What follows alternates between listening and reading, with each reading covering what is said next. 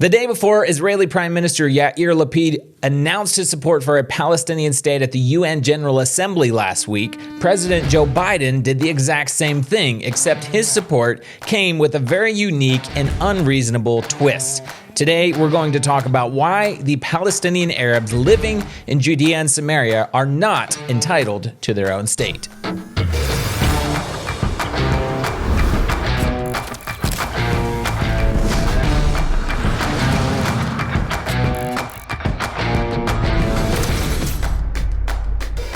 Hello and welcome to the Israel Guys, where we believe that in a world of anti-Israel propaganda and Jew hatred, you should have a direct connection to the land and people of Israel. Make sure you smash that subscribe, hit the notifications, and get the conversation going down below. You don't want to miss out on all the content, especially Episode 5 of the Temple Mount series, which is dropping this Sunday. The series is going absolutely viral online. Go back and watch episodes 1 through 4, but don't miss out on the last two. Next one coming out on Sunday, last one coming out a week from this Sunday. Guys, go follow us on social media, especially Twitter, where we got lots of conversations going on every single day, and Instagram and Facebook. We're trying to grow Twitter right now, so if you could go follow us on Twitter at The Israel Guys, that would be a big help. And if you want a really cool way to support The Israel Guys, you can buy some of our brand new merch. We have brand new shirts, hats, and the amazing, my absolute favorite, incredible Biblical Heartland thermos/tumbler. We got these up on the screen. Check them out. But the thermos tumbler is my absolute favorite, and it's got the Biblical Heartland map of Israel. You can purchase those at theisraelguys.com or find the link down in the description below. It's a great way to get incredible merchandise and products, and also a great way to support the Israel Guys and help us continue to keep our content 100% free. So much going on this week that you got Josh by himself yesterday. Today you get me by myself. Sorry, guys. You're stuck with me. But we're talking about Joe Biden, what he said at the UN General Assembly last week, and why it is unreasonable and just not down to earth at all. And it coincides with what the Israeli Prime Minister said, and then PA Chairman Mahmoud Abbas said, all at the UN. And they all talked about their support for a Palestinian state or the two-state solution, and we're going to get into why that is absolutely unreasonable and will not work. But first, let's play this quick clip of President Joe Biden speaking about a Palestinian state at the UN. And we will continue to advocate for lasting negotiated peace between the Jewish and democratic state of Israel and the Palestinian people. The United States is committed to Israel's security, full stop. And a negotiated two-state solution remains, in our view, the best way to ensure Israel's security and prosperity for the future and give the Palestinians the state to which they are entitled. Both sides to fully respect the equal rights of their citizens. Both people enjoying equal measure of freedom and dignity. Now, I want you to notice a couple of specific things that President Biden said. First, he said, quote, peace between the Jewish and democratic state of Israel and the Palestinian people. And then he went on to talk about how the best way to reach or achieve that peace was, quote, for the future and give the Palestinians the state to which they are entitled. He said the Palestinians are entitled to their own state. Now, you might be thinking, of course they're entitled. They're their own people. They're their own culture. They have to have a homeland. They have to have a country, right? Everyone deserves a country. But are the Palestinian Arabs who live in Judea and Samaria, or as they call it, the occupation or the occupied West Bank, are they actually entitled to their own state? Now, I say the Palestinian Arabs, but some of you guys write us and you call us and say, don't call them Palestinians. Well, it's true. The proper term is non-Palestinian because they are simply Arabs who are living in Judea and Samaria, or as they like to call it, falsely call it, the West Bank. However, for the sake of clarity and so people know what I'm talking about, sometimes I will say the Palestinian Arabs. But why would they not be entitled to their own state? Now, I want to clarify first. I am 100% pro the Arab people that live here, pro the Palestinian Arab people. I have friends who are Palestinian Arabs, and they live in the Arab villages here in Judea and Samaria. And I know these people, and I know how they live and what it's like for them. And more than anyone, I feel for their suffering. And when I say suffering, no, I'm not talking about living under the occupation. I'm talking about they suffer because they have a terrible economy. They're ruled by an illegal and corrupt and dictatorship government who persecutes their own people.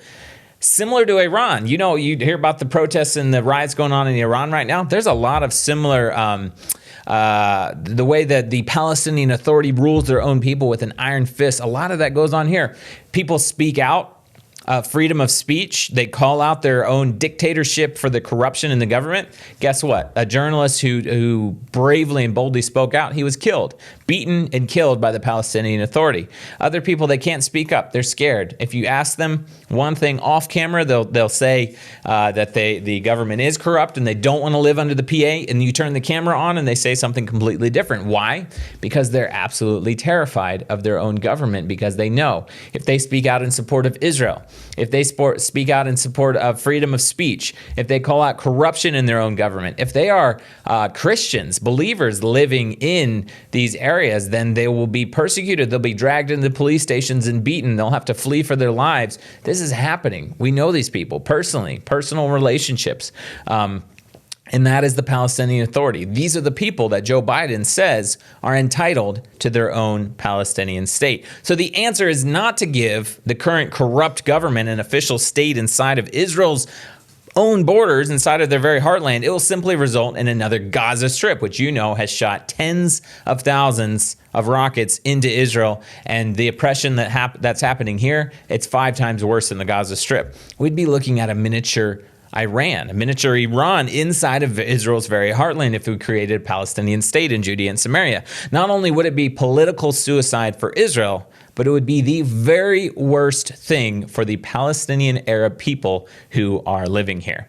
Just to give you an idea, who are these people who are so-called entitled, according to President Joe Biden, to have their own state? Well, let's talk about a couple of things that are happening right now. If you didn't see the show that Joshua Waller did just 2 days ago, go back and watch it. It's about how Fox News totally got the story wrong about a terrorist who was killed, taken out by the IDF in response to him shooting live bullets 3 nights in a row into the village of Har Bracha, the Mount of Blessing Jewish community, which I am sitting a few hundred meters away from that community as we speak. I woke up in the middle of the night, heard the gunshots. This is a terrorist that the IDF later went in, found, and neutralized him. And in response, Fox News got it totally wrong. They said that the IDF, targeted this Palestinian. Anyways, go watch that show. Joshua Waller did it. So the IDF is currently in a campaign to root out terrorism inside Judea and Samaria. And over the last 3 months or so, they've arrested more than 1,500 terrorists, neutralized a lot of others that were in the midst of attacks. There's an escalation of terrorist attacks against Israelis and against Jews, a lot of it having to do with the high holidays, a lot of it having to do with politics. But in response to the IDF taking out terrorists inside of Judea and Samaria right now, the deputy governor, mayor of Jenin, one of the hotbeds and a big Arab town here in Judea and Samaria, deputy governor's name is Kamal Abu Robe.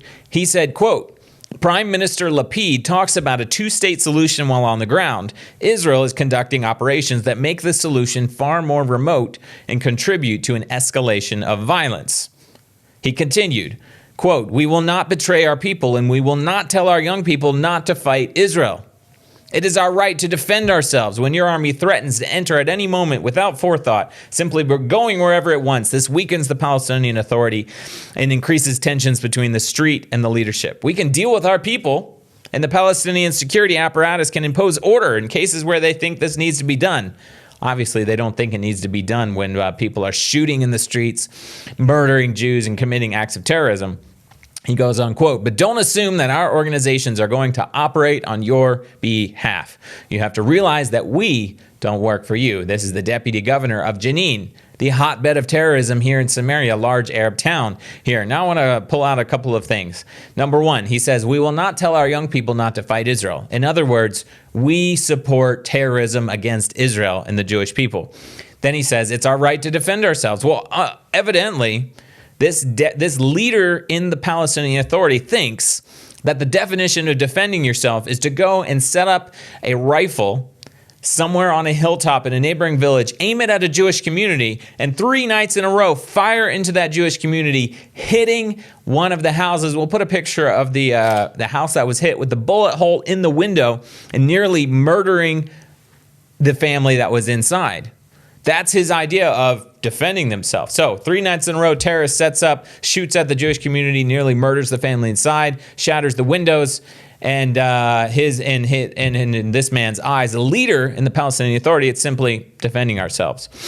And then he's criticizing the IDF, and he says, we can deal with our people if we think it needs to be done, but obviously they don't, because they're encouraging and promoting terrorism and violence. But then he says something really key. He says, don't assume that we are going to operate on your behalf. You have to realize we don't work for you. Well, I want to say something. Under the Oslo Accords, which, yes, they're dead and no, not happening, but the Palestinian Authority violated these. But under the Oslo Accords, the Palestinian Authority security forces were supposed to keep down terrorism and violence. They're supposed to keep their people from committing acts of violence and terrorism. So how is that? Basically, he's saying, not our responsibility. We don't work for you and we don't operate on your behalf. So he's criticizing the IDF for stopping the Palestinian Arab terrorists from murdering Jews, while at the same time saying, we won't do anything about it. That's not our job. We don't work for you. Even though officially under the Oslo Accords, the Palestinian Authority security forces, trained and funded by the United States, by the way, U.S. tax dollars at work. Sorry about that. Even though they were supposed to be doing that under the official accords that they signed with Israel. Not only that, we're talking about who these people are that are entitled to their own Palestinian state. We're going to play a video right now. An operation in Jenin this week. 2 terrorists got into a gunfight with the IDF. The terrorists tried to escape, and where did they go? They ran straight into a kindergarten because they knew that if they ran in amongst little children, the IDF would stop chasing them and would not shoot after them or try to take them out as long as they were in a kindergarten. Let's play that video.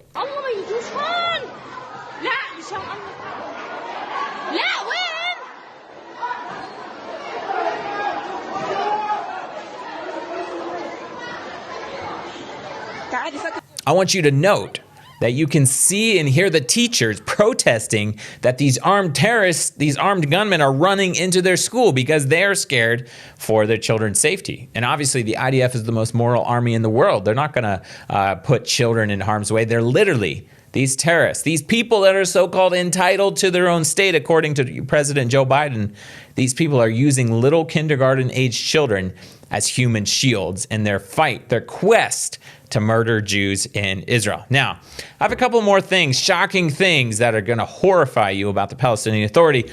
But first, I have to tell you about something incredibly exciting. Today, at the recording of this video, and one of the reasons why Joshua is not in the studio with me today, the team, our volunteer team, is in the field planting the very first trees after the end of the Shemitah, the sabbatical year here in Israel. We just finished the Jewish holiday of Rosh Hashanah, which means that we're now in a new Jewish year, which means that the sabbatical year is over, in which nothing can be planted in the land of Israel. And that means that now is the time to go absolutely crazy planting trees. Now, I want to play a quick video of the team putting trees in the ground right now as we speak. Let's roll that video. Today's a really exciting day. We are in the mountains of Judea, and here in Israel, we have just completed an entire sabbatical year, meaning this land has just been sitting here for an entire year. Nobody's been planting trees. Nobody's been working it. It's just been complete rest. And today, it ends. We begin to farm the land again. It's a really significant day. All over Israel, trees are being planted again. Now, after that rest, this soil is ready to be planted. There's so many verses all throughout the Bible that talk about, look, this land that was desolate. Look behind me. There's a lot of desolate land back here. Now, this land was not always this way. In biblical times, this was a flourishing, incredibly vibrant, green place where thousands and thousands, there was huge forest here. So the desolation happened in the land of Israel, and today, not only are we ended a sabbatical year, we're starting a 7 years now of planting again in the land of Israel, and we want to reverse that desolation that took place over 2,000 years is now being reversed. Look at this beautiful tree being planted again in the Judean, what's called deserts. It's not going to be deserts so much longer. We have, thanks to a lot of you out there, we're going to be planting 3,000 trees before the end of the year. And Lord willing, another 20,000 trees every year following throughout this next 7 years.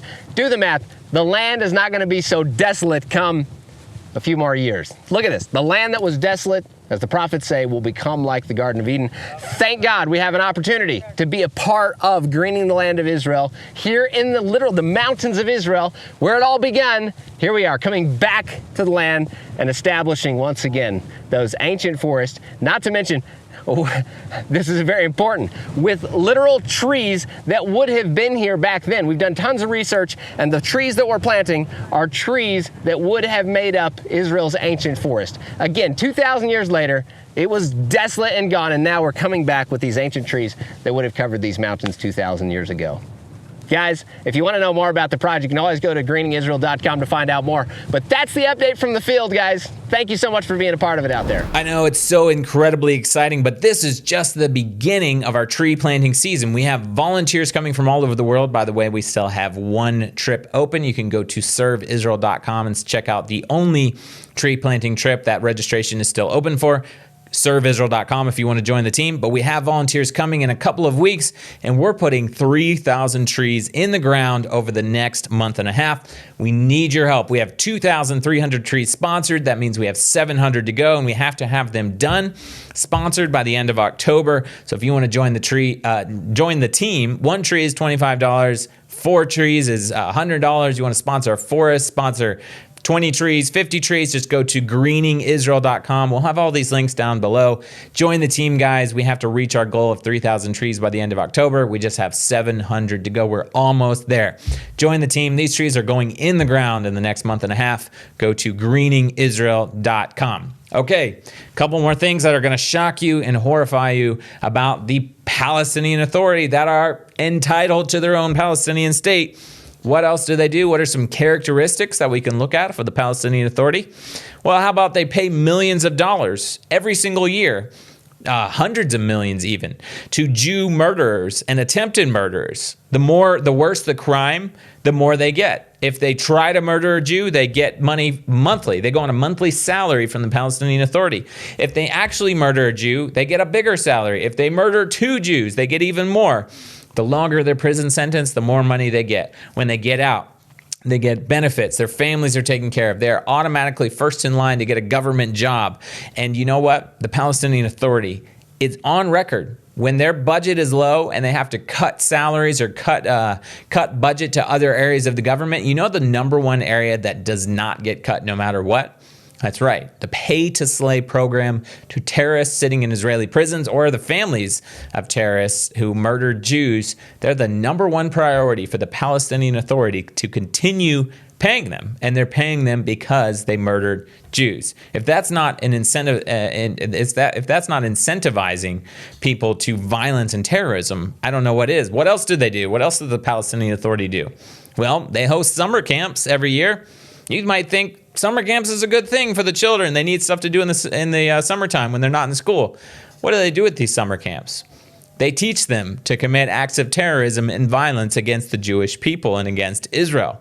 Their schools, when they are in school, they teach one day Israel will be erased from the map, and they will return to Haifa and Jaffa. From the river to the sea, Palestine will be free. They have maps of the entire land of Israel hanging on their school walls, hanging in their mayor's offices. I've seen them myself, been there, taken pictures of them all over. From the river to the sea, this is what they are teaching, that Israel will be gone and they will take over the entire land. They're teaching it from a very, very young age. Like I mentioned before, the Palestinian Authority security forces, funded and trained by the United States, were meant to keep the peace under the Palestinian Authority, and instead, they support terrorism and many times commit acts of terrorism. There was an instance recently where 2 terrorists opened fire on Jews, and one of them was a PA security officer. And when they're not committing actual acts of terrorism, they support it and they stand by it. The Al-Aqsa Martyrs Brigade is the military wing of Fatah. Fatah is in charge of the Palestinian Authority. That's the faction that is ruling in the government right now. They're openly committed to killing Jews. They're a terrorist organization. And Mahmoud Abbas, the chairman, who's been in office more than 12 years too long over his terms in office and basically runs a dictatorship, He recently announced his public support for a return to terrorism against Israel. He's always supported it, but he's been clever. He says one thing in Arabic, he says a different thing in English. He announces things and he deletes them. He walks back on it, but speaks out of two sides of his mouth. Recently, he publicly announced we're returning to terrorism and the support of terrorism against Israel. And along with Joe Biden and the Israeli Prime Minister at the UN, Mahmoud Abbas made his speech the next day. What did he say? He said, quote, "The real test to the seriousness and credibility to this two-state stance is for the Israeli government to go back to the negotiation table immediately." And he called on Israel to cease all unilateral actions such as settlement building, demolition of homes, evictions, and, quote, killings. So in his eyes, it doesn't matter if I support terrorism, if I pay murderers who are sitting in Israeli prisons. It doesn't matter if we promote it in our schools and in our summer camps and we have actual factions and military wings dedicated to murdering Jews.